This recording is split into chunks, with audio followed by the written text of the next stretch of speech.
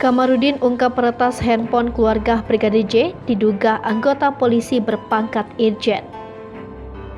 Pengacara Kamarudin Simanjuntak mengungkapkan sosok pelaku peretasan telepon seluler atau ponsel milik keluarga Brigadir J.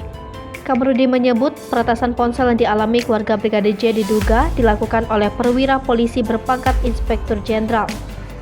Dalam menjalankan aksinya, kata Kamarudin, Jenderal Polisi Bintang 2 itu menggunakan seperangkat alat milik Bareskrim Polri. Demikian hal itu disampaikan Kamarudin ketika ditanya Jaksa Penuntut Umum dalam sidang lanjutan kasus pembunuhan berencana terhadap Brigadir J dengan terdakwa Ferdy Sambo. Kamarudin menjelaskan temuannya mengenai hal tersebut berdasarkan hasil investigasi yang dilakukan oleh intelijen yang menjadi mitranya. Beruntung Kamarudin menemukan cara yang tak diperhitungkan oleh pelaku peretasan tersebut, sehingga ia masih bisa berkomunikasi dengan keluarga almarhum Brigadir J.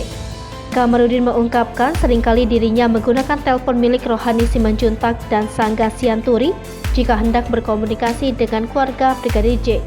Selain itu, Kamarudin menambahkan hambatan lainnya adalah ia harus melawan stigma 5 lembaga yang membingkai Brigadir J sebagai pelaku kejahatan seksual terhadap Putri Chandrawati. Celakanya pernyataan 5 lembaga tersebut yang sudah menyebar luas sempat mempengaruhi penilaian publik dalam kasus kematian Brigadir J. Adapun 5 lembaga yang membingkai Brigadir J sebagai pelaku kekerasan seksual menurut Kamarudin antara lain Kepolisian, Kompolnas, Komnas HAM, LPSK, dan Komnas Perempuan.